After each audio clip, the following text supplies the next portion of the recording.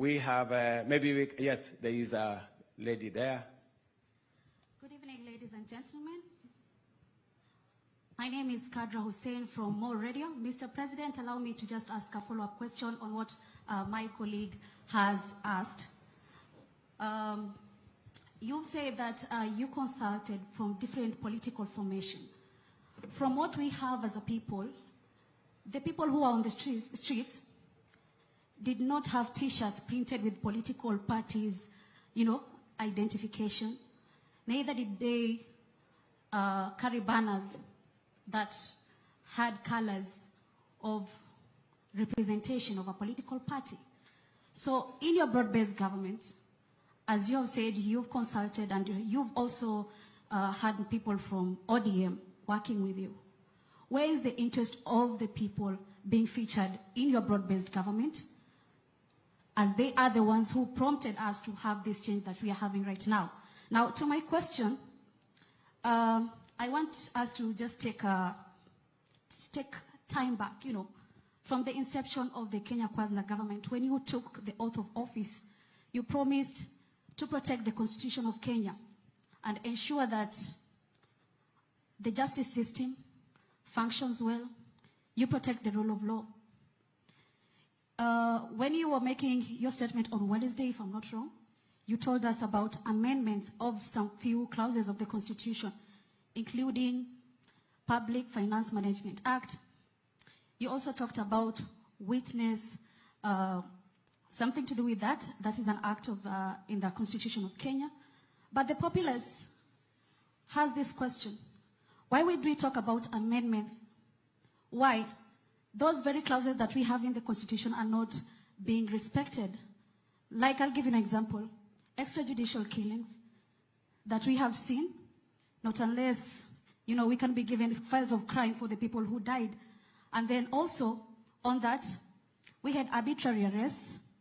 We also have forced disappearances, not unless also the government can explain to the people where these people are, or maybe if you have the information on that. Also, other things is that media rights and freedom, from media censorship and also being granted the opportunity to have the information needed to be given to the public. Also, another issue which I'll just say is on the commission and independent offices, like KNCHR, that is the Kenya National Commission for Human Rights, which you can be publicly held to account when you said about the numbers of people who died. And also we have IPOA, where they've been talking about frustrations in getting information that is necessary to prosecute some of the officers who had gone rogue during the protest. That is just an example I'm giving you about the Constitution. And also something else on leadership and integrity, whereby even one nominated person among those whom you've nominated in your cabinet is actually facing graft case in the EACC currently as we speak. And you talked about Singapore on development. Just a reminder, Mr. President, that in Singapore, they have extreme, serious penalties when it comes to matters corruption. Same as Indonesia. That just shows you how grave economic crimes are, especially matters corruption.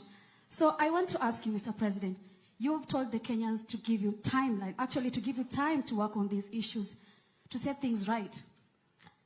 If we are to hold you responsible today, Mr. President, what is the way forward from now on, seeing that there is the respect of the rule of law, the very Constitution that you sought to protect, and also in the event that these timelines expire, the ones you've given us, 6 months, 9 months, 3 months, 30 days, if they expire and we see no change, would you wait for the youth to start pushing for you to, out of government?